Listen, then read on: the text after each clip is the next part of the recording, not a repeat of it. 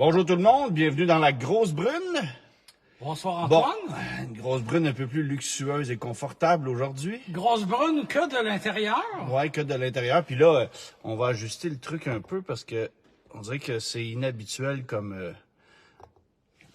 format. Enfin bref, vous avez compris qu'on n'est pas dans la grosse brune. Mais on est dans une voiture avec 3 rangées de sièges et Oui. l'intérieur brun. Alors on n'est pas... Avoue que tu t'es demandé si t'allais dans la troisième banquette. J'en ai pas parlé parce que je voulais pas y aller, là, mais voilà. Ouais, c'est ça. Alors, vous pouvez deviner dans quel véhicule on se trouve, parce que, bon, je vais mettre ça à jour, là, en même Hey, temps. t'as de la place en avant, hein? Hey, c'est incroyable, ça. Attends. Ding. On va regarder ça. Je sais pas trop comment ça marche. On l'a voir. OK, on est là. Bon, fait que... La teinte de brun me rappelle un peu les intérieurs baseball de la première Audi TT. Oui, C'est mais vraiment- un indice, ce n'est pas une Audi. Ah non? Non, Ah, ce n'est pas une Audi. D'accord. Martin Larry, salut. Pierre avec nous. Luc Lanier, fidèle auditeur, salut. Bonsoir, Pendant que je m'en bonsoir. débouche une froide. Oui, Un Perrier, là, bien sûr. une pétillante, une française pétillante. Une française pétillante, exactement. Alors, pourquoi on n'est pas dans la Pacer? C'est que la Pacer, je l'ai amené à mes amis mécanos qui vont retravailler quelques petits trucs dessus. Quels étaient les pépins de la voiture? Notamment la moitié du dash qui éclaire plus. OK. Tous des petits trucs comme ça, mais non, besoin d'un alignement, besoin d'un peu d'amour. Merci Ced pour les On étoiles. dit enlignement. Un enlignement.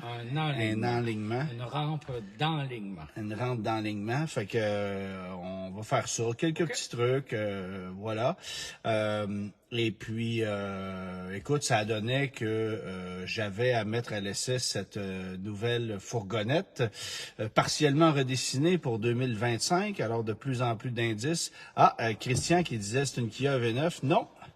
Non, ce n'est pas une Kia V9. Elle est dotée de portes coulissantes latérales. Exactement. Offerte de série. Exactement. Est-ce qu'elle a un volant gainé de cuir? Tout à fait. Oh! Je sais pas si on l'a en audio. Je sais pas si on l'a. Ça rappelle une scène d'un film Bien d'un sûr. avant culte. Horloge biologique, Oui. quand Patrice Robitaille tente de vendre une Montana. Ouais. En se flottant la cravate avec ça. un petit gobelet de café. C'était assez réussi comme scène. Oui, oui, oui. Benoît Lavigne qui a presque à une lettre près, il a la bonne réponse. Ah. Ouais, c'est ça. Stéphane qui dit Tesla Model X. Oh, si vous saviez, comme le Tesla Model X n'a pas cette finition. Et les portes arrière sont différentes. Elles ne sont Puis pas en forme, Justin d'Elmo qui Faucon. dit une Pacifica Pinacle. Et c'est vrai que ça ressemble. Oui, parce qu'on peut l'avoir avec l'intérieur Ouais. brun, mais c'est un peu plus chic, je trouve, dans le cas de... Ben, la Cette Carnival, voiture. là, Ah on oui, peut le on dire, peut- la on peut le Carnival, nommer, parce ok. qu'Alain Ostiguier a eu la bonne réponse, contrairement à Benoît Lavigne qui a dit une Carnaval. La Carnaval de Rio. D'après moi, il allait faire son épicerie chez Super Carnaval. C'est pour ça que ça a été confondu. Tout à fait. C'est ça. Fait que, bon, là, les bonnes réponses sortent, exactement. Mais c'est plus chic que dans le cas de la Pacifica, je trouve. Ben, c'est plus moderne. Non, mais c'est plus chic. Ouais. Puis on va y revenir parce que j'ai roulé ce véhicule-là, puis moi j'en possède une avec notre compagnie de production. Puis je pourrais revenir sur le rendement qu'on a. On a plus de 85 000 kilomètres de fait avec la Carnival qu'on a. C'est une 2022. Puis honnêtement, c'est vraiment un produit sous-estimé. C'est ce qu'aurait dû être la Pacifica, finalement. Ben, tout à Tu sais, fait. Chrysler, avec toute son expertise, ses connaissances, sa base de clientèle, aurait dû amener sa clientèle à ce niveau-là Ben, en fait, et, c'est pas- et arriver avec un produit de cette qualité-là, de ce calibre-là. Puis Ben, moi, malheureusement, on l'a pas fait. j'enlève rien à la Pacifica. Mais Le on problème, donne le c'est choix entre les deux. ben, c'est parce qu'elle est 10 000 trop cher, voilà. la Pacifica. Parce que baisse le prix de la Pacifica de 10 000, là, c'est Mais plus on pareil. fait mieux avec la Oui, j'allais parce dire que la c'est un Sedona, produit plus mais avec- moderne. Oui, Oui, oui. Mais l'idée, c'était de pas en parler tout de suite, Germain. Ah, Tu sais, ok. c'était d'y revenir un peu plus tard, là. Je te disais ça comme ça. Oui. Parce que, soit dit en passant, t'as pas encore fait ta charade. Ah, ben non, hein. Que j'ai trouvé très bonne, cela dit, Oui. mais en 30 secondes. D'accord. Ben, des fois, j'essaie d'en faire des pas trop difficiles pour que tu puisses les trouver. OK. Et j'aime te valoriser. Alors, ça. voilà. Voilà. Mon premier est un magazine destiné à un public féminin. Mon deuxième est une note de musique. Mon troisième est une embarcation nautique sommaire. Et mon tout est une américaine de luxe. Là, tu sais, au début, je cherchais, là. Mon premier est un magazine qui s'adresse à la femme d'aujourd'hui. Oui. Puis là, je cherchais Passion, chasse et pêche. Il n'y a rien qui commence par ça. Tu sais, j'ai fait bien des noms avant d'arriver. Finalement, c'était un petit Il en peu reste plus... moins qu'il en restait aussi des magazines. Ouais, imprimés, c'est ça. Tu sais, oui. V8 Passion, tu sais, je me dis, y a-tu un modèle d'auto qui commence par ça? Non. Mais bref. Je répète quand même, mon premier est un magazine destiné à un public féminin. Mon deuxième est une note de musique. Mon troisième est une embarcation nautique sommaire. Et mon tout est une américaine de luxe. Tout à fait. J'avais envie, avant de partir sur des sujets peut-être un peu plus sérieux, de juste rigoler de cette Ferrari qui a brûlé à l'entrée du pont Jacques-Cartier. Rigoler, il faut pas se réjouir du malheur des autres. Absolument pas, c'est pas ça que je veux dire, mais c'est que j'ai vu passer d'innombrables commentaires, évidemment, une Ferrari, c'est pas fiable, une Ferrari, hein. Mais ça fait juste prouver un truc. Il n'y a pas que les voitures électriques qui brûlent. Et il n'y a pas non plus que des vieilles Vaux qui prennent en feu non plus. C'est ça. Il y a aussi Cela étant dit, oui. est-ce que c'est un problème électrique? On ne sait pas. Oui. Mais personne n'est à l'abri de ça. Personne n'est à l'abri de ça. Et je sais pas, parce que c'est assez délicat, là, dans une situation comme celle-là, les assureurs doivent pédaler dans ce moule pour faire un chèque pour une Ferrari comme celle-là. En même temps, quels sont les coûts, quelle est la prime d'assurance d'une voiture qui vaut 3/4 de million? C'est pas si pire que ça, parce que des incidents arrivent rarement. Bon, évidemment, si tu regardes TikTok, tu passes ton temps à voir des 488 Pista rentrer dans un mur, là. Oui. Mais heureusement, je fais pas ça. Non, alors, on a quelques très bonnes réponses de la part de notre auditoire. Normand qui est avec nous, Benoît Lavigne qui l'a eu, Stéphane Leblanc, félicitations. On reviendra avec la réponse à la fin. Mais tout ça pour dire que tu sais, c'était une Ferrari 360, ou une F430, là, quelque chose comme ça. Donc pas un modèle tout neuf non plus. Pas un modèle tout neuf. Ce qui veut dire que ça peut être à la fois une voiture de collection de 12 000 km qui est impeccable, ou une de ces Ferrari qui a fait de la location de piste à Mont-Tremblant puis à Icare pendant des années puis qui s'est retrouvée dans les mains de 18 personnes malveillantes de toutes sortes de façons, parce que des minounes dans le monde de la Ferrari puis de la Lamborghini, il y en a aussi. On n'y échappe pas. Et ce que je me disais, c'est, et si c'était une Ferrari en piteux état, qui a justement pris feu parce que la mécanique était pas au point, et que là, elle a complètement cramé, ben, il n'y a plus de traces sur l'état initial de la voiture, et donc, elle pourrait être comparée à une Ferrari qui avait été gardée dans la ouate depuis le jour 1. Cela dit, si la voiture a été transigée récemment, et que dans les dossiers de la SAQ, elle a été, par exemple, elle a changé de propriétaire, c'est-à-dire il y a 6 mois, et la lecture d'odomètre indiquait 150 000 kilomètres. On sait que c'est beaucoup pour une Ferrari. Mais on peut pas se fier au prix transactionnel pour établir une valeur. Non, mais on peut jauger peut-être l'état de la voiture, ou en tout cas son kilométrage de cette manière-là. Mais il y a beaucoup de mais et de si, là. Mais bon, la bonne nouvelle, c'est que le propriétaire de cette voiture-là pourra s'en retrouver une autre. C'est pas si rare sur le marché d'occasion s'il veut la remplacer. Je ne pense pas que la valeur à neuf s'applique. On espère aussi qu'il était correctement assuré. Oui, ça c'est l'autre affaire. Ben oui. Parce que oui, c'est ça. C'est des situations. Mais bref, ça a fait énormément jaser. TVA Nouvelle a mis ça au bulletin de 18 heures, juste parce que c'est une Ferrari. Alors que tu sais, souvent tu vas voir Si une Suzuki Verona avait pris en feu, on n'en aurait pas parlé. Et pourtant, c'est à peu près aussi rare, là. Ouais, mais c'est parce que probablement que le journaliste n'aurait pas été capable d'identifier la voiture. Aussi. Fait qu'il y a ça, là, c'est le manque de recherche. C'est juste pour ça. Juste pour ça. Uniquement pour ça. Bon, alors là, on est dans une Kia Carnival 2025. Je veux revenir là-dessus. Et un des trucs que j'adore, alors je vais revenir en arrière pour vous expliquer pourquoi en 2022 j'avais choisi une Carnival. Alors ça nous prenait une fourgonnette pour la compagnie de production. Je produis l'émission du Guide de l'auto et rouleau suivant, donc l'équipe a besoin d'un véhicule pour se trimballer, puis on passait notre temps à louer des véhicules, puis bon, j'ai fait OK, on va magasiner. Toyota, à cette époque-là, c'était plus d'1 an d'attente pour une Sienna. Honda, c'était absolument hors de question, parce que j'ai vu, et ça, je pense que je peux le raconter, là, à l'époque où j'étais avec RPM, sur l'autre chaîne, Pierre Michaud, le producteur, avait décidé d'acheter 2 Honda Odyssey. Comme véhicule de véhicule de service. Lui qui était habitué de louer des minivans Chrysler à une compagnie de location là tout le temps, ben il avait fait OK, là, on arrête de louer puis on va acheter des Honda. Je pense puis que c'est une voiture bien cotée. Oui, l'Odyssey, absolument, mais c'est une voiture. Et c'est probablement la fourgonnette la moins efficace quand tu veux travailler avec. Parce que c'est monté comme une voiture, c'est pas monté comme un camion. Et donc, elles se sont maganées en un temps record, si bien qu'à 30-40 000 km, ça craquait partout, les suspensions étaient affectées. Parce qu'il faut dire que ce genre de voiture qui passe entre les mains de divers employés, tout le monde est un peu personne pressé, fait attention, personne fait attention, on transporte des objets gros, lourds, encombrants, sans faire vraiment attention. Mais j'avais vu il y a une usure prématurée des véhicules. J'avais vu ces minivans-là se détériorer à vitesse grand V, puis j'ai fait, hey, pour vrai, tu peux pas acheter ça.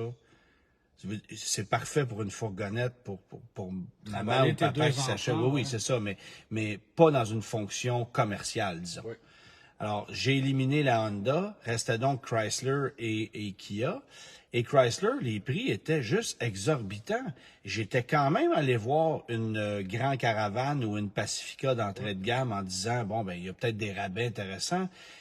Mais les mathématiques ne fonctionnent la moins chère des Chrysler là, coûtait 11 000 $ de plus que la Kia Carnival. Puis à prix égal, je prenais la Kia, qui était à toute neuve à cette époque-là. Là. Elle venait de sortir.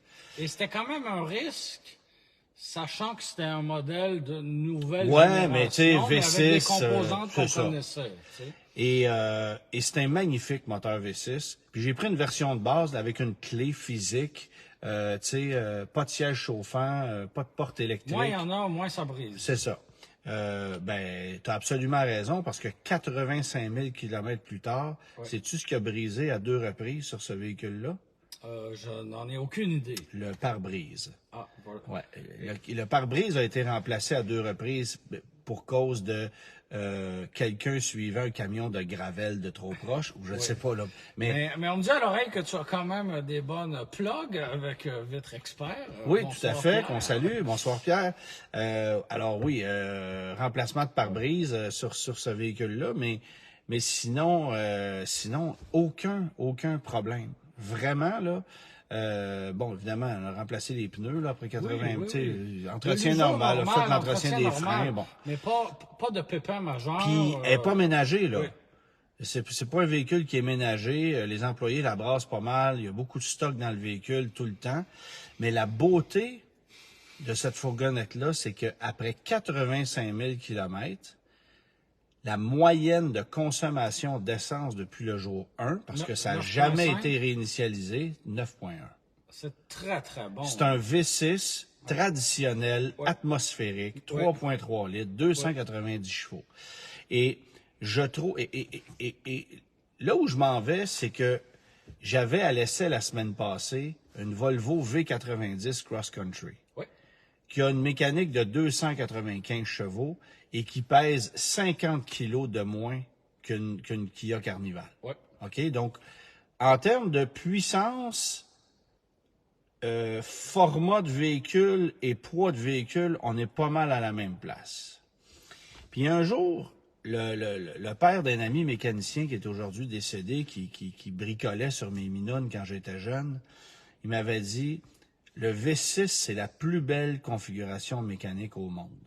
C'est le parfait équilibre pour un véhicule de moyenne taille, si tu veux, pour avoir juste assez de souplesse, juste assez de puissance, un bon rendement énergétique. Il ne consommera pas comme un 8 non plus. Ben c'est ça. Fait que puis là, il m'avait dit ça dans les années 90 là. Ouais. À l'époque, on était impressionné par le moteur Chrysler de 214 chevaux qu'on avait mis dans les modèles à cabine avancée là, les Concorde puis les Intrépides, à l'époque où le VR6 à 178 chevaux, c'était à la fin du monde. Ouais.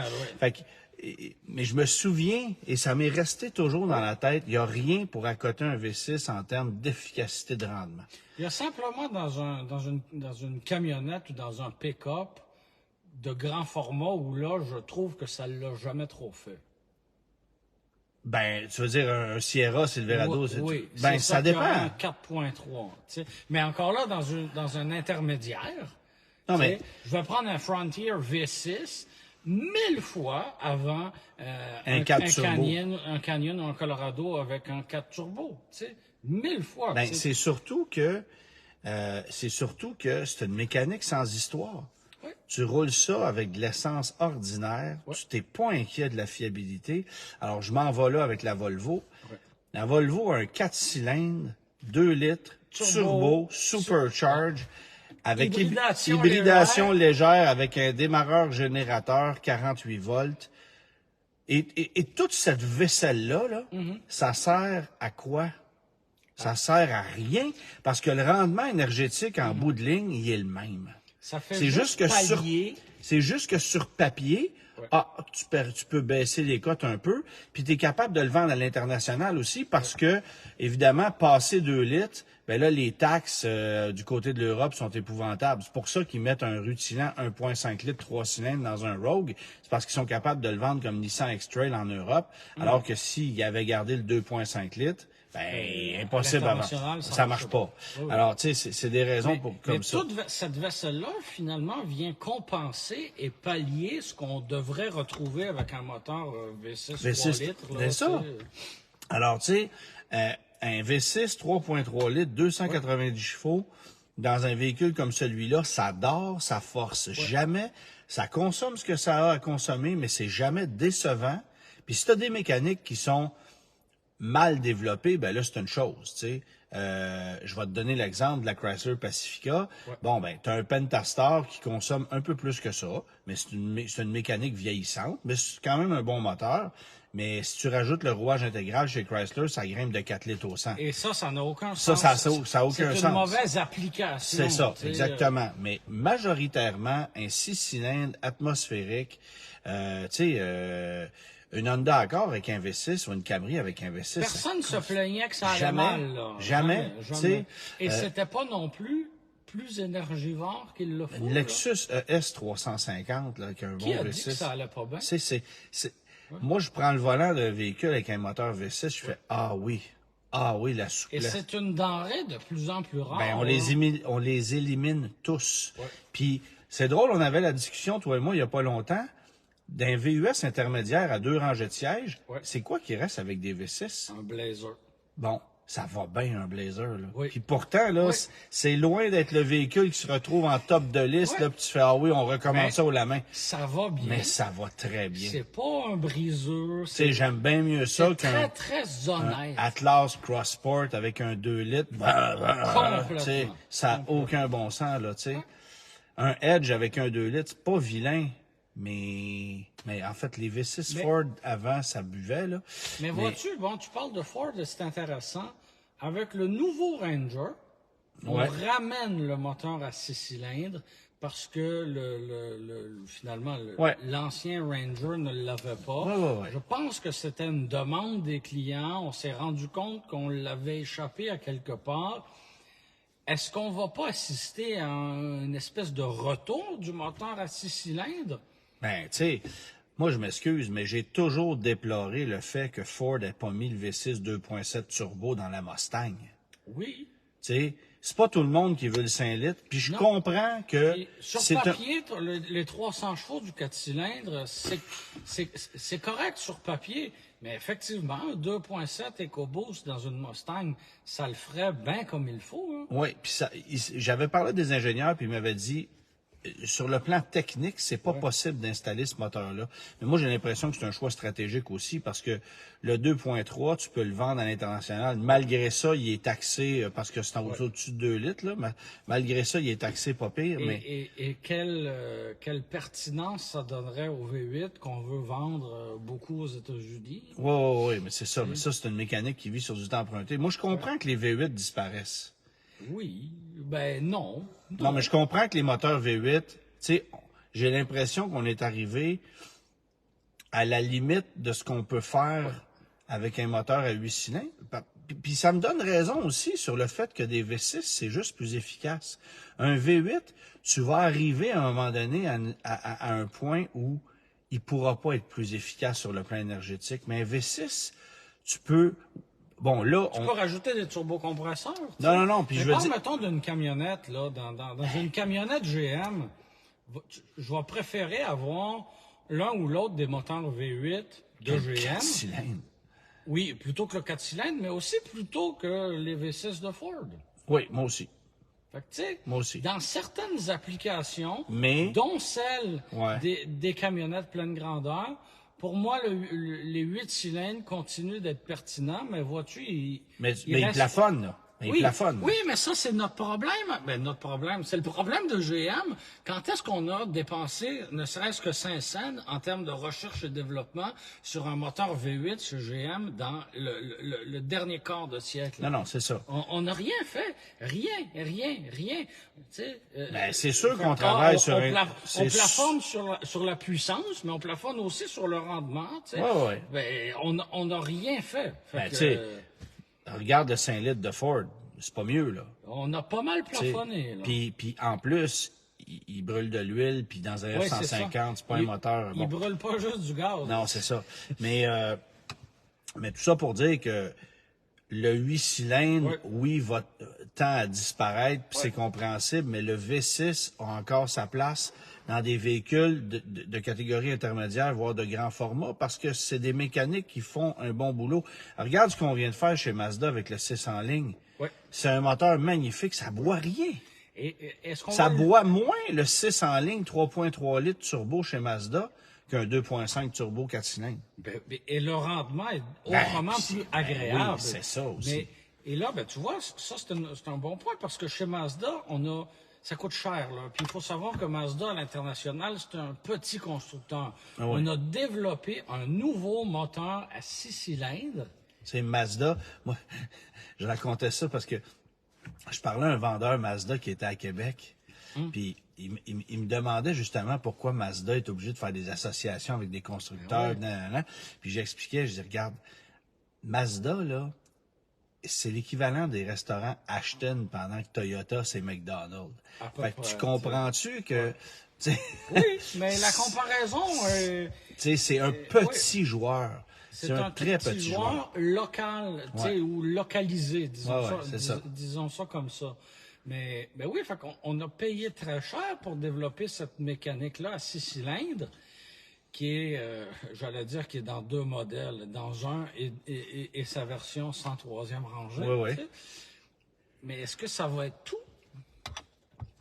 J'ai le feeling qu'on va l'amener ailleurs, moi. Ben, j'aimerais ça, là. J'aimerais beaucoup ça. Mais dans quoi? Dans quoi? On verra. Si on ramène une voiture, comme on prévoit le faire, une berline peut-être un peu plus haut de gamme, très hâte de... C'est drôle, la berline, hein? J'ai comme l'impression que tout le monde se regarde puis personne n'ose plonger, tu sais? Ben, écoute, tout le monde les élimine, là. Ben, tout le monde les élimine. Tu sais, on nous avait fait des promesses chez Volkswagen avec la ID7, une berline électrique qui serait, rivale de d'autres, mais oups, non, on le fait pas. Puis celles qui existent à essence, on les fait tomber une à une. Exact. On sait que la Sonata actuelle, ça va être tout, là. Ah oui, t'envoies une sur la route, tu fais, quelqu'un qui en a acheté une. C'est ça. C'est- C'est tout. Ouais.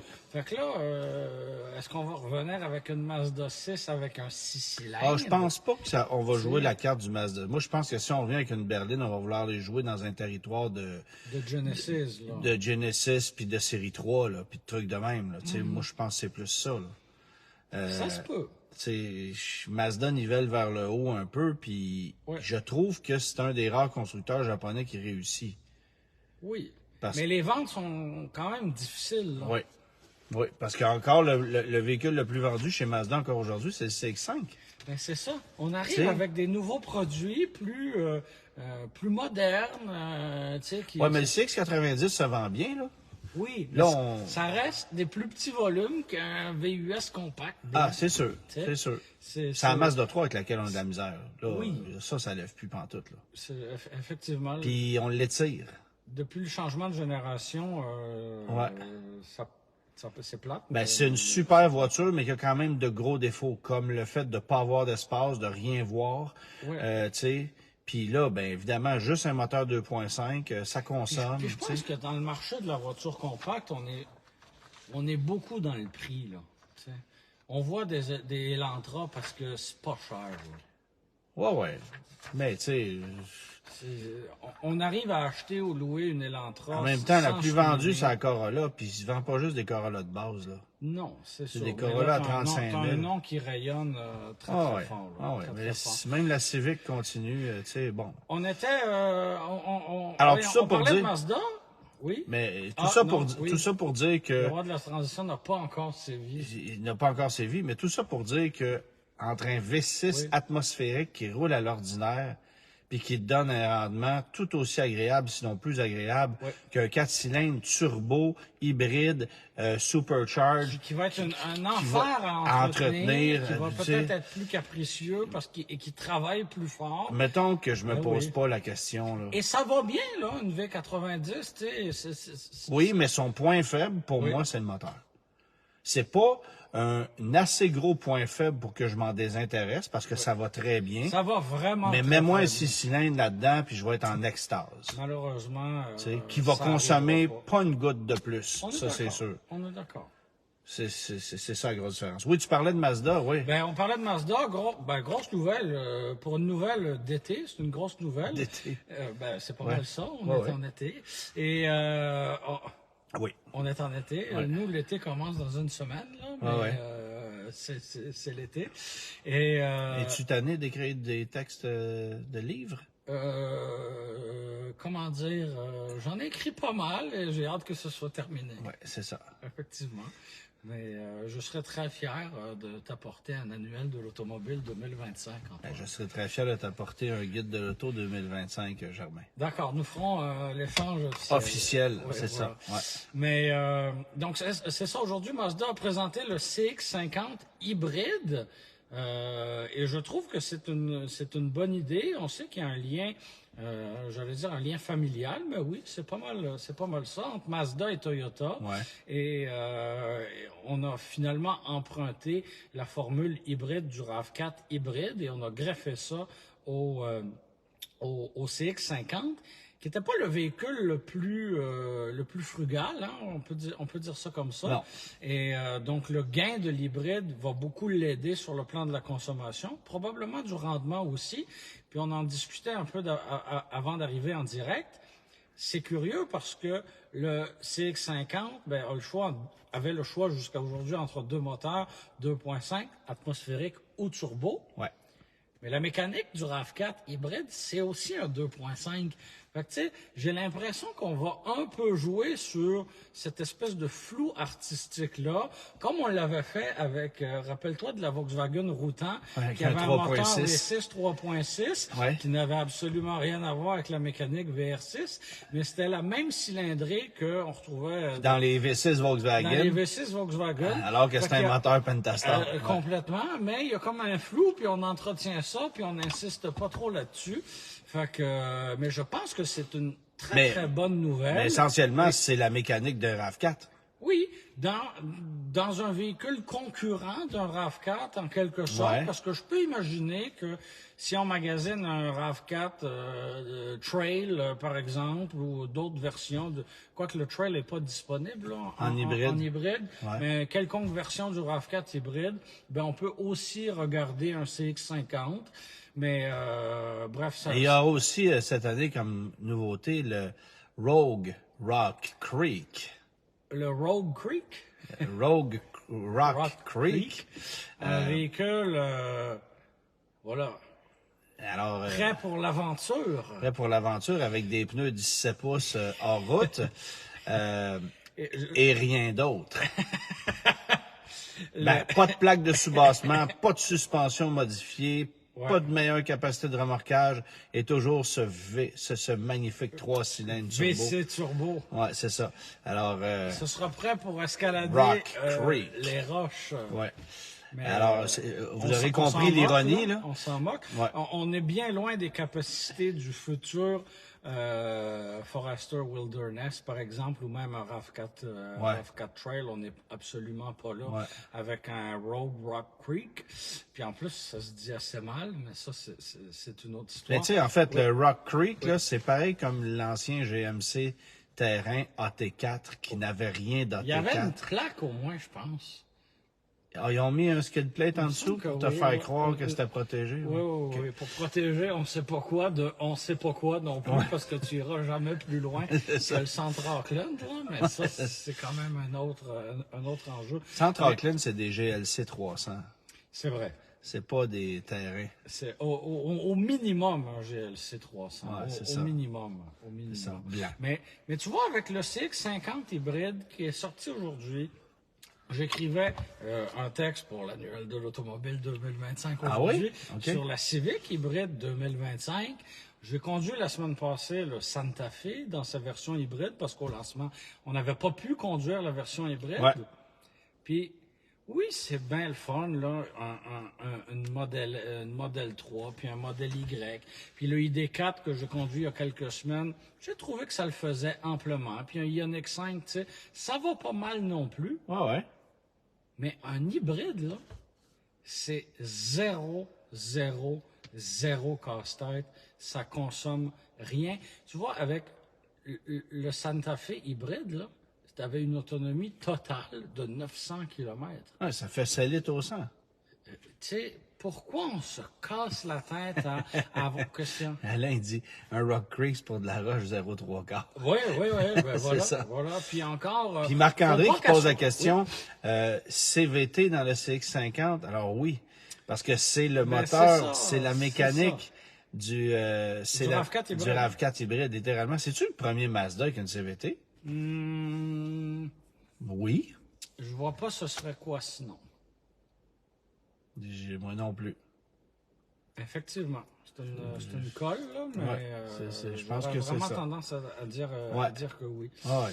Mais oui, c'est le fun d'un véhicule électrique, mais pour moi, il y a encore des contraintes, dont la recharge, même si c'est une recharge à la maison. Parle-moi-en.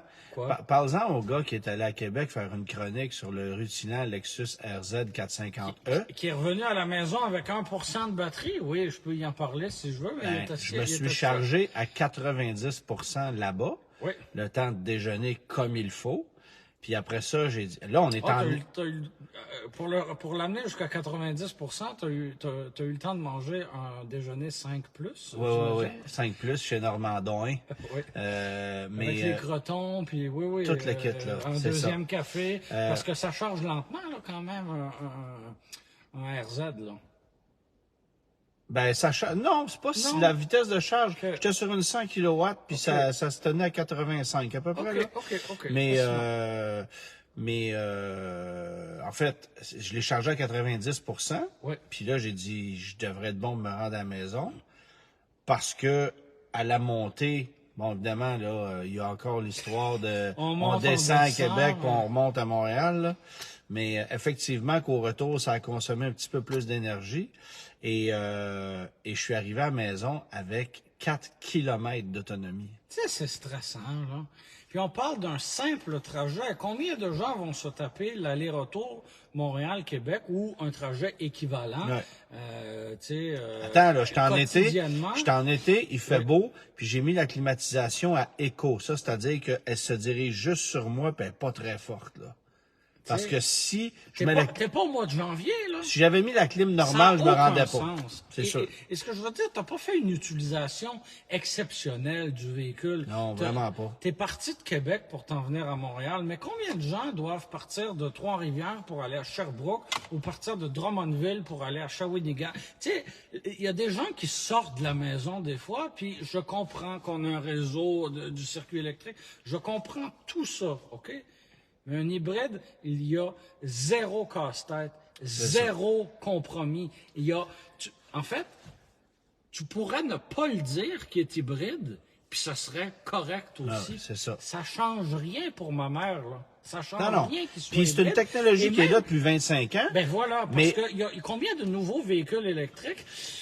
On n'ose pas les recommander, puis on marche un peu sur la pointe des pieds. Rappelle-toi quand le Blazer électrique est arrivé, tu sais, c'était des débuts chaotiques. Là, on commence à en livrer, c'est quelque chose. Peux-tu recommander, toi, la technologie d'un BZ4X? Bien sûr que non. Tu sais, il y a encore je l'ai un peu planté ce matin. Salut, bonjour d'ailleurs. Oui, mais la technologie hybride est là, elle, depuis le tournant du millénaire, depuis 25 ans. C'est fiable, tu le sais qu'il n'y aura pas de problème. Puis, à la blague, je te pose la question suivante. Quel véhicule hybride n'est pas fiable? Ah, ben, je te l'ai dit un peu plus tôt aujourd'hui, le Chrysler Aspen hybride 2 mode. Oui, essaie de ne pas être de mauvaise foi, mais il n'y en a pas beaucoup. Il n'y en a pas beaucoup. Il n'y en a pas beaucoup et c'est ça, c'est que pendant un certain temps, les constructeurs ont comme délaissé l'hybride pour aller vers des technologies plus complexes. Beaucoup plus complexes. Puis tu vois, moi, j'étais très, très, très critique face à Honda qui n'évoluait pas. Ben, rappelle-toi comment on s'est moqué des investissements qu'on a faits en Ontario pour développer des usines d'assemblage de véhicules hybrides, alors que tout le monde se garrochait dans l'électrique. On riait de ça bien fort. Et là, la Civic hybride, le CR-V hybride, puis Honda, le plan... Après avoir vu les subventions qu'ils fondent, certains véhicules électriques qui sont pas plus fiables qu'il faut, les prix qui demeurent très élevés et les contraintes, j'y reviens, les contraintes... Incluant les coûts des assurances, incluant le coût des pneus à remplacer, le ci, le ça. Ça intéresse pas tout le monde, là. Finalement, Honda n'avait peut-être pas si tard que ça. Ben non. Et là, bon... Et Toyota en sort grand gagnant, là. Parce qu'attends, là, ceux qui ont... Tu sais, on se moque bien gros, effectivement, du BZ4X, avec raison, parce que c'est une... Désolé pour ceux qui en ont un, mais c'est une véritable cochonnerie, là. Et j'espère que vous l'aimez parce que vous êtes marié. Collé avec. Mais la technologie hybride chez Toyota est imbattable, là. Oui. Est imbattable, là. Oui, mais ce qu'on retrouve ailleurs aussi, c'est imbattable. Un Kia Niro hybride, là, tu vas faire moins de 5 litres au 100 km. Qu'est-ce que tu veux de plus? Avec, encore une fois, je Ford sais Maverick. que je le répète, zéro contrainte. Un Ford Maverick, là, ça fait 6 litres au 100, une camionnette. Ben, tu sais, une Elantra, un Santa Fe hybride, tu sais, ça fonctionne très, très, très, très bien. D'ailleurs, je pense que même Ford fait l'erreur de ne pas promouvoir cette technologie hybride suffisamment. Ben, de ne pas promouvoir et même de l'enlever. Rappelle-toi l'Explorer, on l'a... Oui, mais ça, c'était de la cochonnerie. Je comprends, Antoine, mais si on a mal utilisé une technologie... Oui, mais dans un Escape, ça fait une sacrée belle job. Dans un Escape, ça fait... Puis dans le Maverick aussi. Puis comment ça se fait qu'il n'est pas dans le Bronco Sport? Ben, veux-tu m'expliquer ça? Ben, il y a beaucoup d'incohérences chez Ford, et ça, malheureusement, ça en fait partie. Mais ça va revenir. Honda a le vent dans les voiles avec ça en ce moment. On annonce 4,8 litres au 100 km avec la nouvelle Civic hybride, Antoine. Et puis moi, là, ça m'a fait rire, là. Oui. On annonce 4,8 litres au 100 km. Et là, je voyais des commentaires. Moi, je fais 4,5 avec ma Civic 1,5 turbo. Ben oui, tu l'as fait une fois, bravo. Là. Si tu fais ça, tu vas faire 3,5 avec l'hybride. C'est ça. Si tu conduis comme un dangereux de même, tu vas être capable de faire 3,5. Mais c'est exceptionnel, 4,8 en conduite combinée comme cote officielle. Là. Ouais, les Corolla, c'est 4,6. Oui, mais c'est exceptionnel. Ah, ouais. Là. On est rendu dans des dixièmes de litres au 100 km. C'est exceptionnel. Ouais. Tu sais, bref, les gens parlent de la fusion hybride. Oui, c'est vrai que c'était une bonne voiture. Il n'y avait juste pas de valise, là, mais effectivement... ben ça, c'était la énergie. La énergie, oui. Ouais, la énergie, puis le C-Max énergie aussi. Là. Oui. Mais, fallait pas non, mais les hybrides régulières, ça faisait une bonne job. Puis on a tout rayé ça. Ouais. On a tout rayé ça. Ouais, c'est ça. Tu sais, en étant chez Honda... C'est bien mieux un Lightning. Oui. Tu sais, on est toujours chez Honda, là. Une Accord hybride, ça fonctionne bien. Et puis ça va bien. Ça va très bien. Ça boit quoi? Rien du tout. Ouais. Un CR-V hybride, oui, c'est cher, je te l'accorde. Ça va-tu mal? Pas pantoute, puis ça boit rien. Ça boit un petit affaire plus qu'un RAV4. Ça va être à 6,4 mais c'est un petit affaire plus le fun à conduire, mettons. Oui. Ouais, c'est ça. Puis encore là, tu es à des dixièmes de litre. Exactement. On s'en fout. Tu sais, là, c'est...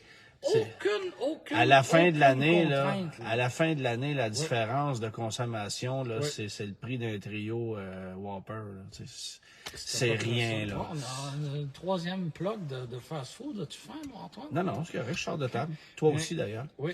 Mais franchement, l'hybride, et je comprends pas qu'on n'étende pas ça plus que ça. Ça va arriver. Ça va Parce arriver. que c'est le seul moyen. Parce qu'on veut réduire notre consommation d'essence collectivement. Oui, mais c'est parce qu'à un moment donné, la balloune va péter, puis les gens vont faire, regarde, on n'est plus capable de les réparer, les voitures actuellement, là. Ça n'a aucun sens, la quantité de technologie. Oui. Tu sais, oui, c'est efficace, un Outlander PHEV. Oui.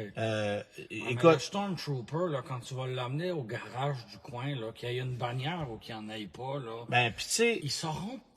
un Range Rover qui a 100 km d'autonomie électrique avant de tomber en mode hybride essence. Oui. Tu sais, ça se paye 150 000 maintenant, puis ça va valoir combien dans 5 ans? Personne ne va vouloir toucher à ça. C'est ça le problème. Oui. Tu sais. Fait qu'effectivement, tu as totalement raison. Puis tu parles de technologie hybride, j'ai pas le choix de vous parler de la 911. Qui elle aussi fait le saut avec D'ailleurs, l'embargo sur les informations de la 911 levait ce soir à 18h, ce qui me permet de vous en parler. Bonne affaire à régler. C'était comment, ça? Et je veux juste souligner que pour ceux qui écoutent le live sur ma page YouTube, je vais le mettre demain parce que ce soir, je sortais le vidéo de la 911 que je voudrais pas compromettre. Oui. Donc, le live va être là demain. Mais la 911, en fait, là, ce qu'on a fait chez Porsche, c'est attribuer la technologie T-Hybrid, donc turbo hybride, à la version GTS, qui est la version qui a le plus gros envol chez Porsche depuis quelques années. Donc, c'est comme un équilibre parfait. Ben, on a toujours dit ça. Oui. C'est la 911 parfaite. C'est juste assez sport, juste assez performant, sans tomber dans l'extrême. Belle gueule, tu sais, ça a toujours été ça. Je vais dire, à prix raisonnable, non. Mais c'était vraiment la GTS, pour moi, c'était vraiment la Porsche. Et là, on la relève d'un cran. Parce que le concept de la technologie hybride, tu peux t'en servir de deux manières. Soit pour économiser le carburant, ce qui est 95% de ce qu'on voit sur le marché, ou pour la performance, puis on voit ça dans quelques exceptions. Est-ce que c'est ça qu'on a fait avec la chez 911? Porsche, c'est pas l'objectif est pas d'économiser à la pompe, là, parce que d'abord, c'est impossible de rouler en électrique. Du moment que tu relâches le frein, le moteur à essence est en marche. Puis la façon que c'est fait, c'est que on a développé un nouveau 6 cylindres à plat, 3,6 litres, qui est positionné 110 mm plus bas qu'avant. Donc on l'assied encore plus au sol parce qu'il y a un petit peu de vaisselle qui s'en vient se placer sur le dessus, du filage, des systèmes de refroidissement supplémentaires. Est-ce qu'on a la densité de la batterie? Parce que c'est pas des grosses batteries. Non, c'est une batterie de 1,9 kWh. Mais ça fait toute la différence. Mais elle est placée sur l'essieu avant. Il y a un gros câble qui passe. Après ça, tu as la transmission PDK. À l'intérieur de la PDK, tu as le moteur électrique, là où tu retrouverais l'embrayage normalement. OK. Et là, tout ça, c'est boulonné sur le 6 cylindres. Et tu as un gros turbo électrique OK. qui est placé, dans le fond, à la droite du moteur. Parce que les 911 qui ont des moteurs turbo, même les 3 litres ordinaires, c'est 2 petits turbos. Là, tu as un gros turbo, mais électrique, qui élimine toute forme de turbo-lag, évidemment, parce que tu as un turbo électrique, mais aussi qui permet d'aller emmagasiner de l'énergie dans la batterie. Donc, récupérer de l'énergie puis envoyer ça dans la batterie. C'est quand même complexe. C'est complexe. Ça ajoute 50 kilos à l'auto. C'est pas si pire. Mais tu gagnes 59 chevaux par rapport à l'ancienne GTS. Fait que ça te fait 532 chevaux. Tu as plus de puissance dans une 911 GTS T-Hybrid que dans une GT3 RS. C'est 3 secondes pour le 0-100. Qu'est-ce que tu veux de plus? T'sais, OK, tu n'as plus de manuel. Non. Parce que là, évidemment, ça fait en sorte que c'est juste avec la PDK, tu peux pas mettre ça avec une manuel. Mais et pour moi, je reviens sur un petit détail. Tu me dis que ça ajoute 50 kilos. Ouais. C'est pas tant que ça, là. Je comprends que... C'est pas tant que ça, mais je vais te dire ceci. Pour un puriste qui va faire de la piste, ou bref, chaque kilo compte, puis je comprends. Ouais. Mais quand tu vois les catastrophes qu'on est en train de faire avec des voitures électriques de des performance... Chevrolet Silverado de 8600 livres. Là. Ben, tiens, fais juste regarder la Taycan ou le Macan électrique, la Ioniq 5N. C'est pesant comme la place Ville-Marie au grand complet. Ouais, c'est ça. Puis là, tu vas me dire que c'est quand tu as mouillé. Oui, avec le toit pas déneigé. Ouais. Mais le poids, c'est important avec des voitures de sport. Puis si on arrive à le faire en 3 secondes, c'est parce qu'on n'a pas une rangée de batterie qui finit plus, qui est très pesante. Mais tu sais, on l'a roulé sur circuit, puis un circuit débile, là, le circuit d'Ascari, là, c'est vraiment assez exceptionnel. Ça, c'est en Espagne. Puis on avait la chance d'aller là. Et ils nous ont fait conduire des 911 Carrera régulières 2025 et des GTS T-Hybrid à 2 ou 4 roues motrices. Ouais. Bon, d'abord, ça m'a confirmé un truc. Jamais tu me vendrais une Carrera 4. Encore là, ça dépend. Est-ce que tu comptes l'utiliser à l'année? Ben, c'est la seule raison. C'est la seule raison. Si tu la roules à l'année, OK. Sinon, mais dès que tu pousses l'auto, oui. la voiture est plus survireuse, tu la sens plus lourde, il y a plus de résistance, puis elle est juste plus le fun en propulsion. Oui. Mais après ça, je comprends qu'au Québec, on a encore des hivers qui sont, quelque chose. Mais pense à quelqu'un qui habite un peu plus dans l'Ouest ou qui est à Toronto où finalement on n'a pas tant de neige que ça qui tombe et où on peut l'utiliser à l'année. Ben là, à ce moment-là, c'est viable. Ça c'est devient ça. intéressant. Comme voiture d'été. Des gens à New York, par exemple. Il tombe un peu de neige. Ouais. Tu as 4 roues motrices, tu roules la voiture toute l'année. Ouais. Tu ne te poses pas la question. Voilà. Mais effectivement, comme jouet d'été... non, tu prends pas ça. Puis, j'ai pris la 911 Carrera régulière, là, PDK. La plus grosse différence avec la GTS, c'est les freins, parce que la GTS a des freins de la turbo. Okay. Fait que après quelques laps, là, je te dirais que les freins souffraient déjà. La GTS, c'est même pas une question. Puis c'était pas les freins de céramique. Mais la voiture est plus solide, est plus groundée, t'as plus de roulis, la voiture est plus basse, une suspension dynamique, il y a 4 roues directionnelles. Tu sais, c'est vraiment une voiture beaucoup plus pointue, beaucoup plus poussée qu'une 911 régulière. Je veux vraiment pas dire qu'elle avait de l'air folle, mais tu vois que c'était pas une voiture pour ça. La 911 Carrera ordinaire, c'est une super belle routière. Puis je te dirais que dans le contexte où je ferais pas de circuit, écoute, une 911 régulière, c'est déjà une machine exceptionnelle, là. En fait, perso, j'irais seulement que chercher la T. Oui. Qui va arriver d'ici quelques mois. Un bel habillage qui est un peu allégé. La boîte manuelle est disponible. On verra, là, parce que là, on le sait pas. Là. On le sait pas. Là. On le sait pas, ça veut-tu dire non, ça? Ben, ça veut pas dire non, mais j'ai aucun... Okay. Pour le moment, là, tout ce qu'on a dévoilé, c'est la Carrera et la GTS T-Hybrid. Mais on n'a pas de détails sur la T, sur la S, sur les GT3, GT3 RS, sur la Turbo S, rien, là. OK. Fait que, tu sais, la nouvelle génération, mais, tu sais, on n'a pas calculé la consommation d'essence, puis jamais on en a fait mention. Fait que c'est clair que l'objectif, c'est pas que ce soit plus économique. L'objectif, c'est vraiment d'aller chercher une puissance supplémentaire avec une technologie qui, forcément, va finir par être appliquée à d'autres versions, là. Oui. La prochaine turbo, attendez-vous que ça soit ça, là. Oui.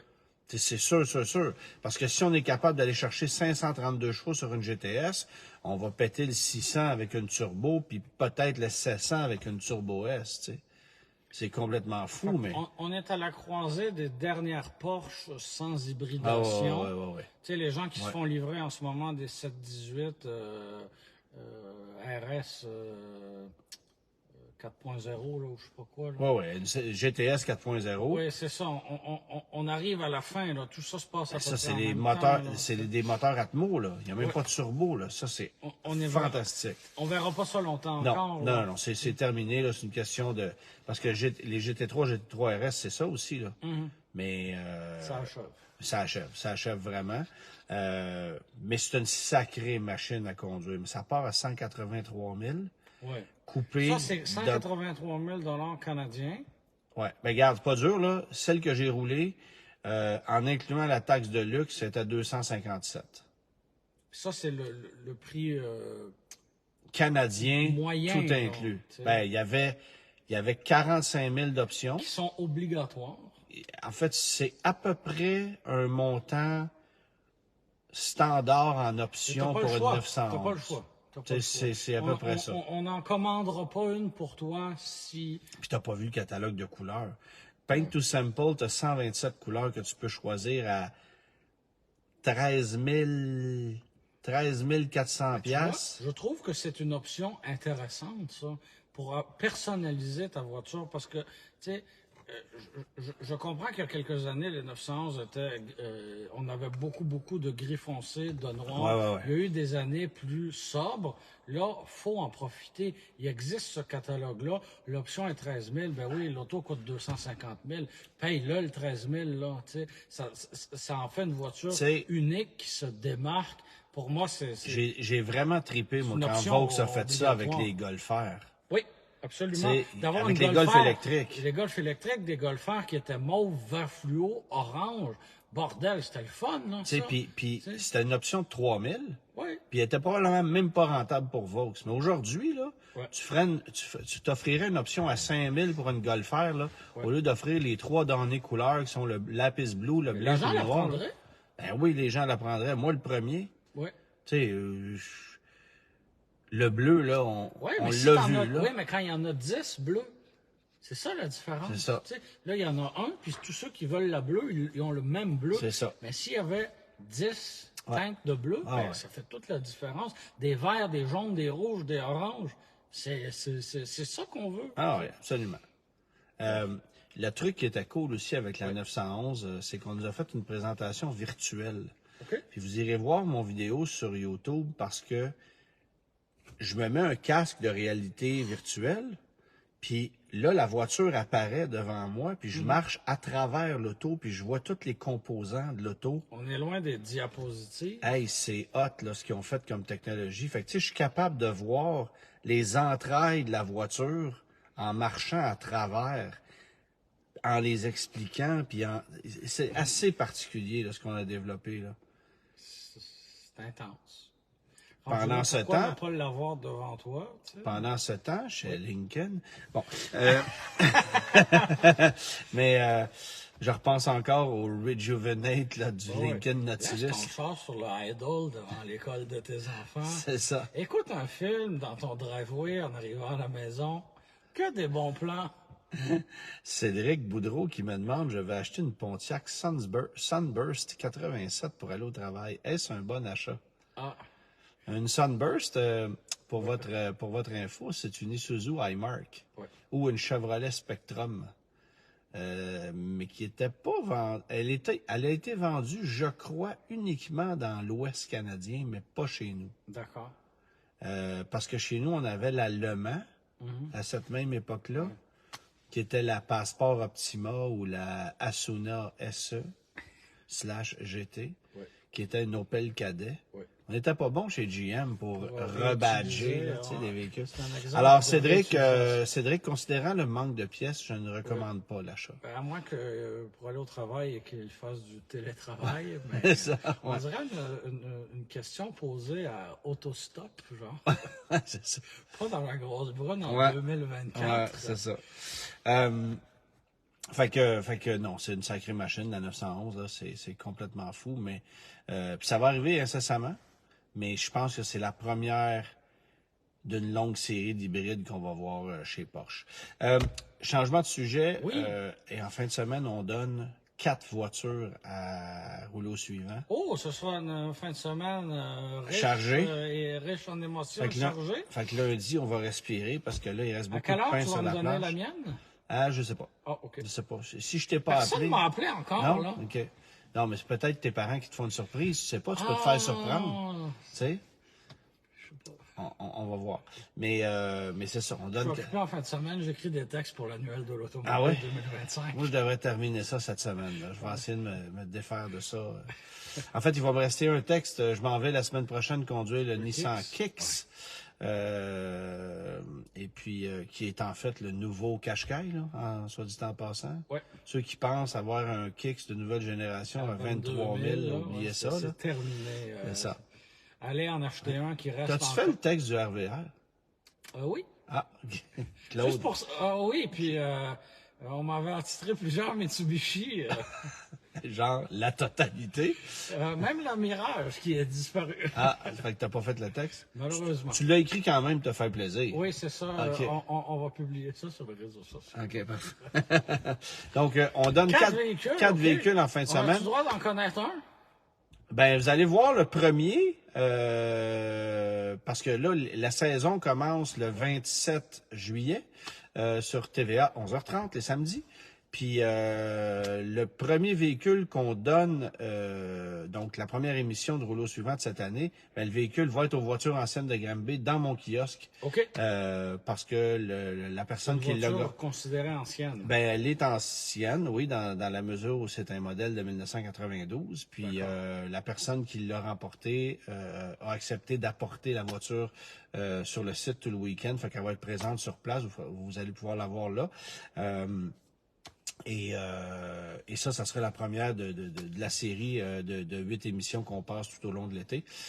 Mais on est short sur le deadline parce que là, on remet des voitures, puis on se lance sur le montage, puis on finit les émissions, on envoie ça à TVA. On est serré, là. Fait qu'on peut plus extensionner. Je te dirais que il commence à être minuit moins une. Puis non, ceux qui ont vu le vidéo où j'étais à côté d'une Chevrolet Cavalier Z24, je le sais que ça a porté à confusion. C'est pas une Z24 qu'on fait tirer ou qu'on va donner à rouleau suivant.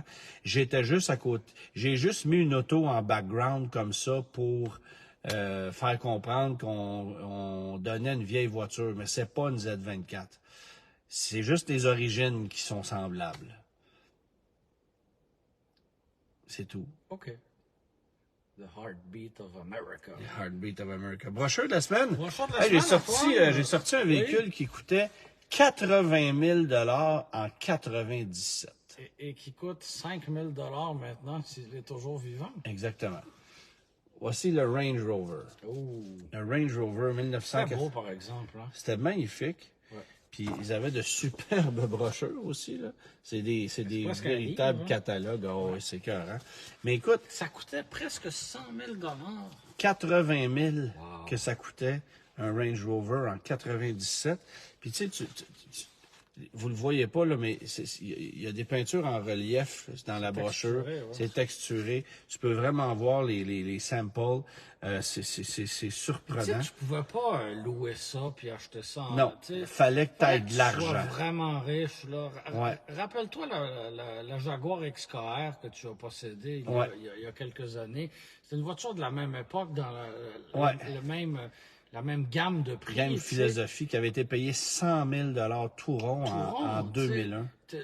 Ouais.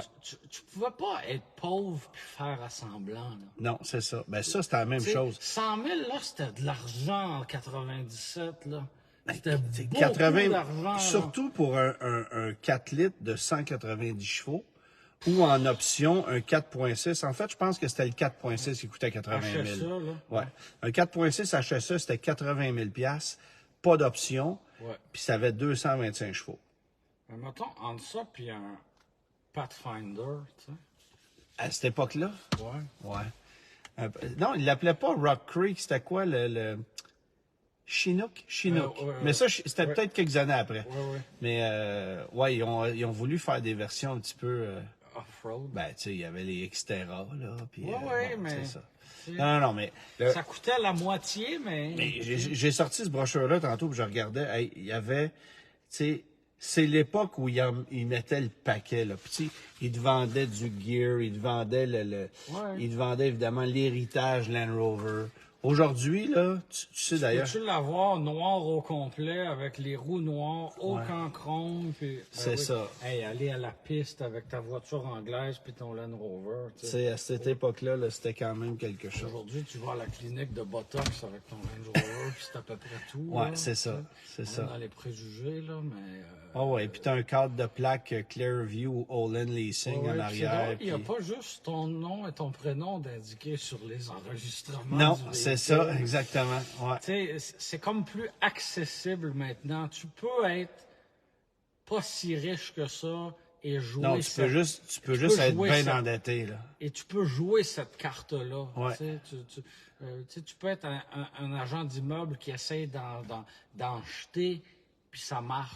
tu sais. Ouais, avec un Range Rover à 250 000 $. Ouais. C'est quand même quelque chose. N'empêche, c'est un Oui. produit qui est débile, là. Oui. Tu sais, on sait que ça a plein de défauts, c'est pas fiable ici, c'est ça, c'est correct, là. Mais conduire un Range Rover, c'est une expérience, là. Ben oui. C'est pas un Cadillac C'est S40. quand on s'était tapé l'aller-retour, toi et moi, en Range Rover Sport pour aller à Toronto, l'aller-retour, là, pas personne s'est plaint d'avoir mal au dos. Là. Non, c'est pas arrivé, hein? Ça allait plutôt bien. Ouais, c'est ça. Puis on a fait l'aller-retour sans problème. Oui. Ouais, c'est quand même... Sans se recharger, non. C'est plus, ça. tu sais. Ouais, non, ça a bien été. Réponse de ta charade? Oui, beaucoup de gens l'ont trouvé cette semaine. Mon premier est un magazine destiné à un public féminin. Elle? Mon deuxième est une note de musique. Do? Toi qui es fils de musicien, celle-ci était juste pour toi. T'avais une chance sur 7. Et mon troisième est une embarcation nautique sommaire. Mon tout est une américaine de luxe. Eldorado. Voilà. Il y a quelqu'un qui dit, Germain voudrait plus s'asseoir dans la Pacer. Effectivement, on est bien assis ici. Là. Il est écrit dans la Pacer. Dans la Pacer. Ouais. Mais je voudrais plus m'asseoir dans la Pacer. Le seul problème, c'est que le carnival, elle s'en retourne lundi prochain. Ouais, je suis obligé de leur donner les clés. C'est ça qui est dommage. Mais c'est vraiment, écoute, on pourrait la peinturer brune, mettre du faux bois dessus, puis en faire un véhicule Alors, promotionnel. je suis sûr que les gens chez Kia en seraient ravis de la récupérer dans cet état une semaine plus tard. C'est ça. Ben, il y a des influenceurs qui ont déjà pris des voitures de presse, qu'ils ont fait rapper pendant une semaine, OK? puis qui ont fait leur promo, puis leur truc, puis qui ont, ils ont dérappé le véhicule, puis qui ont ramené ça. Je me souviens, c'était des Classe A, je pense, des Mercedes Classe A. Ah, d'accord. Je me souviens pas c'était quoi, là. Il était encore un peu collante. Ouais, c'est ça, parce que l'influençage est de plus en plus répandu Ah, il y avait un excellent dossier dans le Journal de Montréal en fin de semaine sur l'influençage. l'influençage. Je t'invite à le lire. J'invite les gens à le lire aussi. Voilà. À la semaine prochaine. Au revoir. Ça sera probablement jeudi, la Bon. semaine prochaine. D'accord. Parce que je m'en vais au Kick jusqu'à mercredi soir, donc ça va ressembler à ça. D'accord. Salutations! Bonne soirée.